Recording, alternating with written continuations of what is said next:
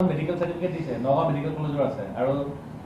ইয়াত আপোনালোকক মেডিকেল কলেজৰ পৰা এখন সাৰ্টিফিকেট পাইছে দিয়া তেওঁলোকে হয় নগাঁও মেডিকেল কলেজৰ পৰা দিছে আৰু একচুৱেলি যেতিয়া লিভবিলাক লয় EL ল'লে সাধাৰণতে আমাৰ প্ৰিন্সিপাল বা হেডমাষ্টাৰৰ যিটো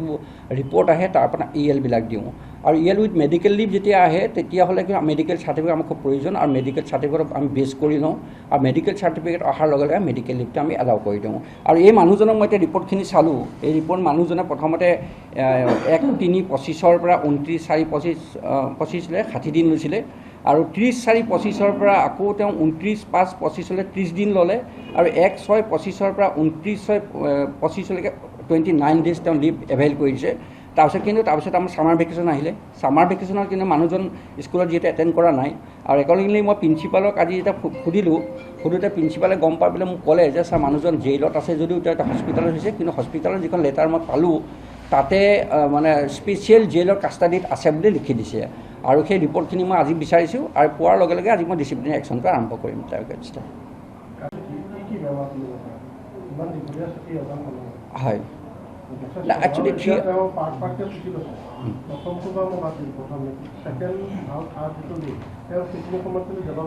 না আমাৰ লিভটো কেইবাবিধো থাকে তাৰ ভিতৰত আমাৰ CL2 ল'ব পাৰে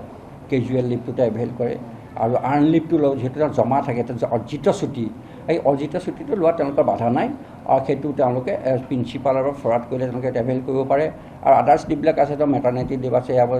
CCLও আছে আমাৰ চাইল্ড কেয়াৰ লিভো আছে গতিকে এইটো বাৰু চাইল্ড কেয়াৰ লিভ তেওঁলোকৰ ক্ষেত্ৰত নহয় যদিও মানে তেওঁলোকে ELটো সাধাৰণতে এভেইল কৰে আৰু মেডিকেল লিভ বুলি কোনো স্পেচিয়েল লিভ আমাৰ নাই ELই তেওঁলোকে ল'বলৈ বাধ্য এতিয়া হৈছে আৰু এগৰাকী শিক্ষক মাইনুল হক তেখেতে ইতিমধ্যে 4 মাহ ধৰি তেওঁলোকে মেডিকেল লিভত আছে কিন্তু আমি জনামতে তেওঁ 4 মাহ ধৰি এটা মাৰ্ডাৰ কেছত অভিযুক্ত হৈ আছিল আৰু এতিয়া বৰ্তমান জেলত আছে গতিকে কি ক'ব আমিওতো জানো যে তেখেত মেডিকেল লিভতে আছে কিন্তু সদ্যহতে শুনি আছোঁ মানুহৰ মাজত ভূ-ভাৱ এটা চলি আছে তেখেত জেলত আছে বুলি গতিকে আমাৰ SMDCৰ সভাপতিয়ে এটা অনুসন্ধান কৰি আছে অনুসন্ধানত কি ওলায় তাৰপিছত দেখা যাব আপুনি SMDC কমিটি কিবা হয় মই ভাইচ প্ৰেচিডেণ্ট SMDC আপোনালোকে তদন্ত চলাই আছে প্ৰেচিডেণ্ট লিভটোতো নাই প্ৰিন্সিপালে দিয়া নাই IS দিয়া বুলি শুনিছোঁ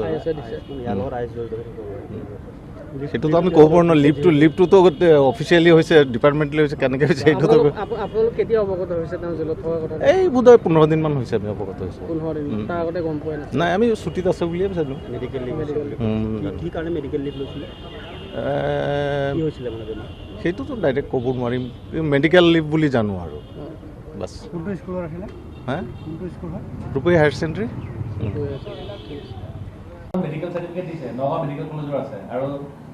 ইয়াত আপোনালোকক মেডিকেল কলেজৰ পৰা এখন সাৰ্টিফিকেট পাইছে দিয়া তেওঁলোকে হয়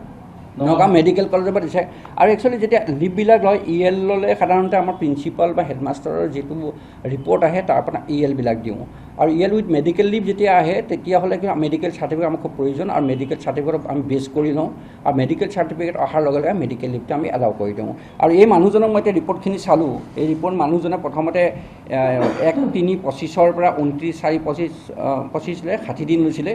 আৰু 30/4/25 পৰা আকৌ তেওঁ 29/5/25 30 দিন ল'লে আৰু 1/6/25 পৰা 29/6/25 29 ডেজ তেওঁ লিভ এভেইল কৰিছে তাৰপিছত আমাৰ ছামাৰ ভেকেশ্যন আহিলে ছামাৰ ভেকেশ্যনত কিন্তু মানুহজন স্কুলত যিহেতু এটেণ্ড কৰা নাই আৰু একৰ্ডিংলি মই প্ৰিন্সিপালক আজি যেতিয়া সুধোতে প্ৰিন্সিপালে গম পাই পেলাই মোক ক'লে যে ছাৰ মানুহজন জেইলত আছে যদিও তেওঁ এটা হস্পিটেলত হৈছে কিন্তু হস্পিটেলৰ যিখন লেটাৰ মই পালোঁ তাতে মানে স্পেচিয়েল জেইলৰ কাষ্টাডিত আছে বুলি লিখি দিছে আৰু সেই ৰিপৰ্টখিনি মই আজি বিচাৰিছোঁ আৰু পোৱাৰ লগে লগে আজি মই ডিচিপ্লিনাৰী একশ্যনটো আৰম্ভ কৰিম তাৰ এগেইনষ্টত হয় না একচুৱেলি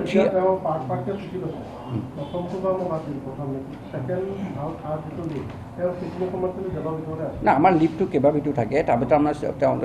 CL2 ল'ব পাৰে কেজুৱেল লিভটোতে এভেইল কৰে আৰু আৰ্ণ লিভটো লওঁ যিহেতু তেওঁ জমা থাকে অৰ্জিত ছুটী এই অৰ্জিত ছুটীটো লোৱা তেওঁলোকৰ বাধা নাই আৰু সেইটো তেওঁলোকে প্ৰিন্সিপালৰ ফৰৱাৰ্ড কৰিলে তেওঁলোকে এভেইল কৰিব পাৰে আৰু আদাৰ্ছ লিভবিলাক আছে তো মেটাৰনিটি লিভ আছে CCLও আছে আমাৰ চাইল্ড কেয়াৰ লিভো আছে গতিকে এইটো বাৰু চাইল্ড কেয়াৰ লিভ তেওঁলোকৰ ক্ষেত্ৰত নহয় যদিও মানে তেওঁলোকে ELটো সাধাৰণতে এভেইল কৰে আৰু মেডিকেল লিভ বুলি কোনো স্পেচিয়েল লিভ আমাৰ নাই ELই তেওঁলোকে ল'বলৈ বাধ্য এতিয়া হৈছে আৰু এগৰাকী শিক্ষক মাইনুল হক তেখেতে ইতিমধ্যে 4 মাহ ধৰি তেওঁলোকে মেডিকেল লিভত আছে, কিন্তু আমি জনামতে তেওঁ 4 মাহ ধৰি এটা মাৰ্ডাৰ কেছত অভিযুক্ত হৈ আছিল আৰু এতিয়া বৰ্তমান জেলত আছে। গতিকে কি ক'ব? আমিওতো জানো যে তেখেত মেডিকেল লিপতে আছে, কিন্তু সদ্যহতে শুনি আছোঁ মানুহৰ মাজত ভূ-ভা এটা চলি আছে তেখেত জেলত আছে বুলি। গতিকে আমাৰ SMDCৰ সভাপতিয়ে এটা অনুসন্ধান কৰি আছে। অনুসন্ধানত কি ওলায় তাৰপিছত দেখা যাব। আপুনি SMDC কমিটি কিবা হয়? মই ভাইচ প্ৰেচিডেণ্ট SMDC আপোনালোকে তদন্ত চলাই আছে প্ৰেচিডেণ্ট। লিপটোতো নাই, প্ৰিন্সিপালে দিয়া নাই, IS দিয়া বুলি শুনিছোঁ। সেইটোতো আমি ক'ব পাৰোঁ ন। লিপটোতো অফিচিয়েলি হৈছে, ডিপাৰ্টমেণ্টেলি হৈছে, কেনেকৈ হৈছে সেইটোতো আপোনালোক কেতিয়া অৱগত হৈছে তেওঁ জেলত থকাৰ কথা? এই বোধহয় 15 দিনমান হৈছে আমি অৱগত হৈছোঁ। 15 দিন তাৰ আগতে গম পোৱা নাই? নাই, আমি ছুটীত আছে বুলিয়ে ভাবিছিলোঁ। মেডিকেল লিভ কি কাৰণে মেডিকেল লিভ লৈছিলে? কি হৈছিলে মানে? সেইটোতো ডাইৰেক্ট ক'ব নোৱাৰিম, মেডিকেল লিভ বুলি জানো আৰু বাছ। কোনটো স্কুলৰ আছিলে? হা, কোনটো স্কুল হয়? ৰূপহী হায়াৰ ছেকেণ্ডেৰী। যিকোনো খবৰৰ বাবে যোগাযোগ কৰক 7099017330 লগতে 7099017110 নম্বৰত।